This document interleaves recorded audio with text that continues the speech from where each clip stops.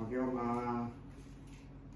bicara soal Virgon Om yang akhirnya dilaporkan ke Polda Metro Jaya. Om melihat ini gimana nih, karena kayak akhirnya sekarang udah menjadi tiga kubu TNI, Virgon sama Inara itu. Om melihatnya gimana sih?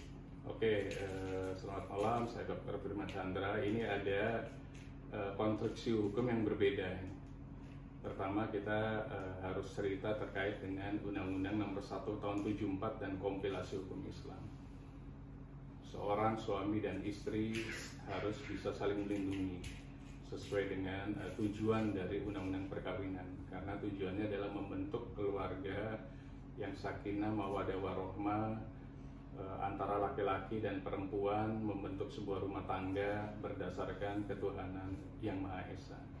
Kemudian harus didaftarkan di ayat berikutnya sesuai dengan agamanya masing-masing. Kalau Muslim berarti KUA, kalau non-Muslim berarti ke catatan sipil. Tiba-tiba ada sebuah kejadian cerai. Syarat atau dasar perceraian juga harus ada. Majelis Hakim tidak selalu meng-approve perceraian, karena diupayakan perceraian itu kalau bisa diminimize di Indonesia. Karena apa? Karena Indonesia terbentuk utuh dari kekuatan rumah tangga juga. Kalau rumah tangganya kuat semuanya, yakin Indonesia akan kuat. Gitu. Makanya agak sulit tiba-tiba cerai kemudian approve dan lain-lain. Kalau tidak sesuai dengan alasan-alasan perceraian. Alasan perceraian yang pertama salah satunya adalah pertengkaran terus-menerus yang dilakukan oleh para pihak. Kemudian meninggalkan 2 tahun berturut-turut rumah tangganya. Kemudian terjadi kekerasan sesuai dengan Undang-Undang KDRT. Kekerasan apa? Kekerasan fisik, psikis, kekerasan seksual, dan penelantaran rumah tangga.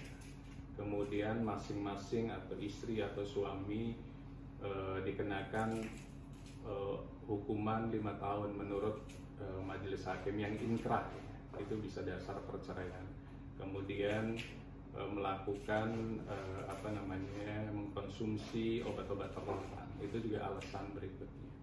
Sepanjang alasan itu ada dan ada saksi, bedanya kasus perkawinan dengan kasus perdata atau pidana. Saksi dari perkawinan itu harus sedara, harus semenda, karena mereka lah yang tahu kasus perkawinan tersebut utuh, ribut terus atau bagaimana. Biasanya saksinya nanti adalah orang tuanya, neneknya, adiknya, asisten rumah tangganya, dan orang-orang terdekatnya. Itulah saksi-saksi dari perkawinan. Kalau memang ternyata memiliki kalimat-kalimat yang sama dengan dasar gugatannya tercapai, hakim pun akan tetap melakukan mediasi sampai putusan terakhir. Jadi kasus perkawinan itu kasus yang semuanya dilakukan mediasi dari awal sampai sebelum putusan dibacakan di pengadilan negeri atau pengadilan agama untuk muslim. Itu hakim akan membuka dengan mediasi suami istri tersebut. Tujuannya apa? Supaya tidak terjadi perceraian dari gugatan perceraian dari istri atau suami tersebut gitu. Kemudian terkait dengan adanya LP misalnya.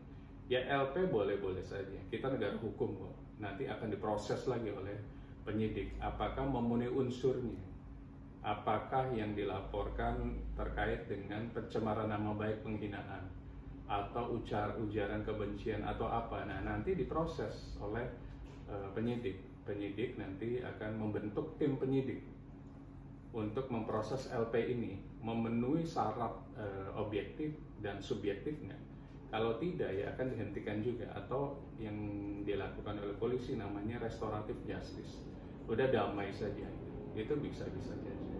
Kalau ancaman misalnya pencemaran nama baik, itu sekarang turun menjadi 4 tahun. Kalaupun terbukti, tidak boleh ditahan. Jadi saatnya kalau menurut saya melakukan sebuah komunikasi para pihak. Siapa yang melaporkan, siapa yang dilaporkan, silakan melakukan upaya mediasi. Karena itulah keinginan dari penegak hukum. Kalau bisa semua kasus itu tidak ada, semuanya damai, semuanya mediasi, semuanya silaturahmi.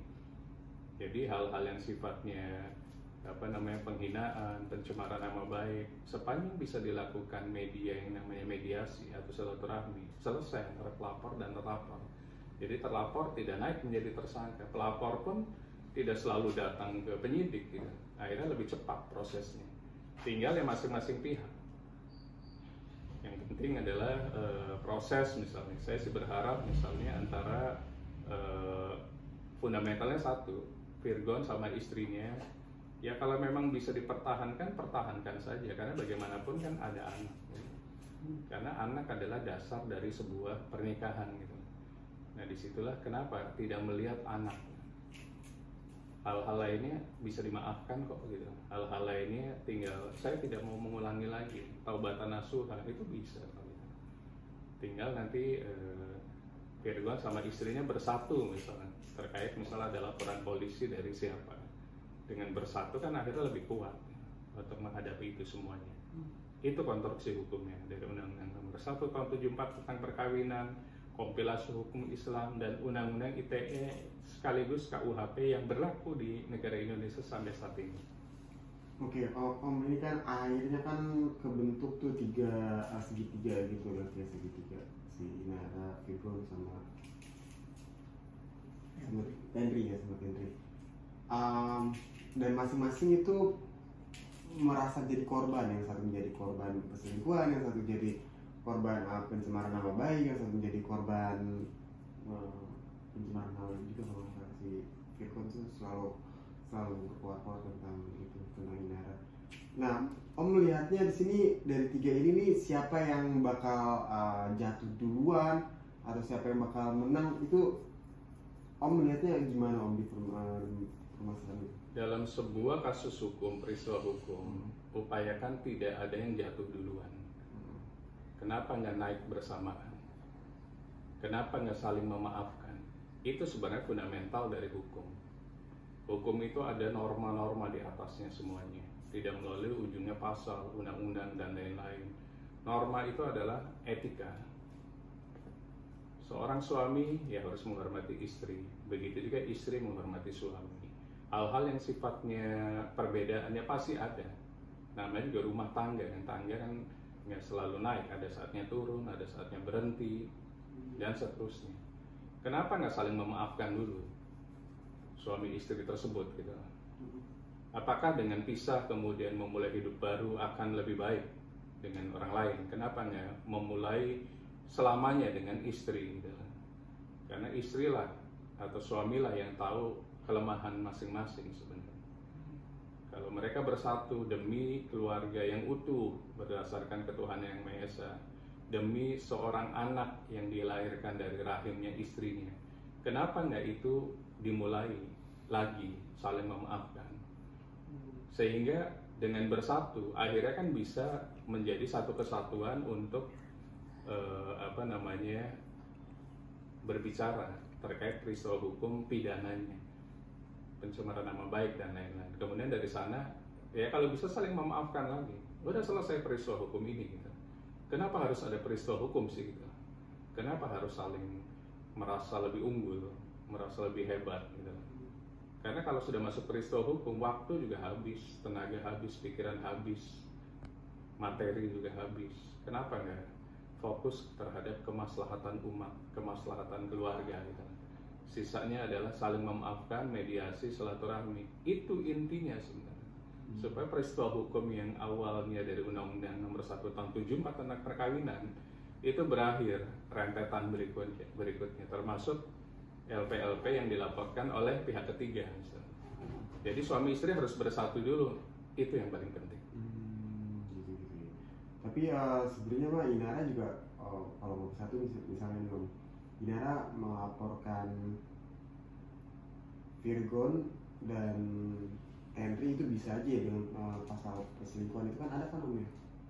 Bisa, sepanjang ada alat bukti.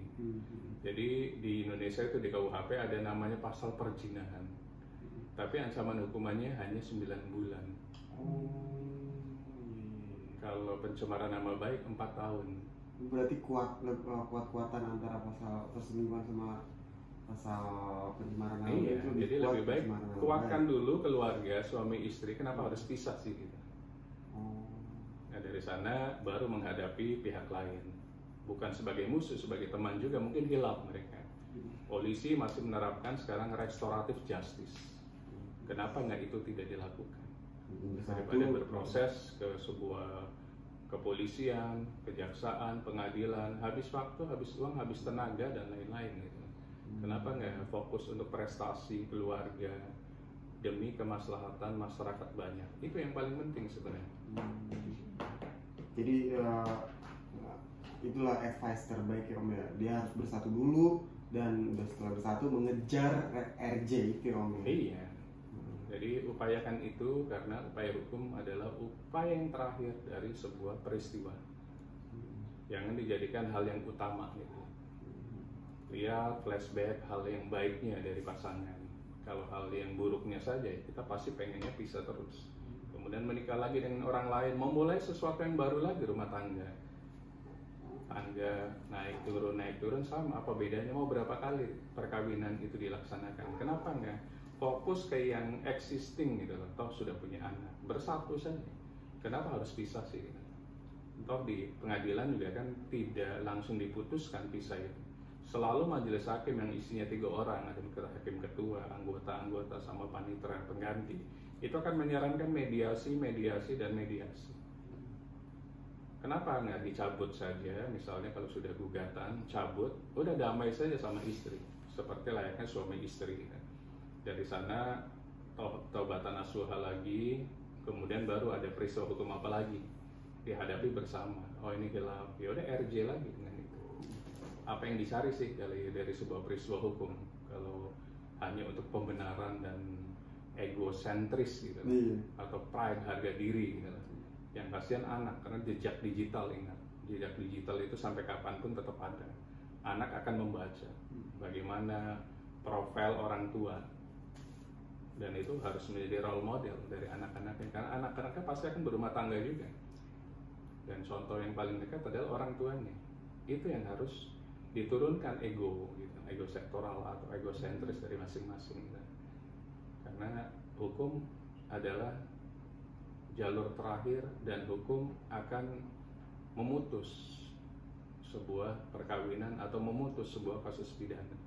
Kenapa nggak sebelum itu terjadi kita flashback lagi, tarik semuanya, selesai, damai, silaturahmi, mediasi, udah selesai.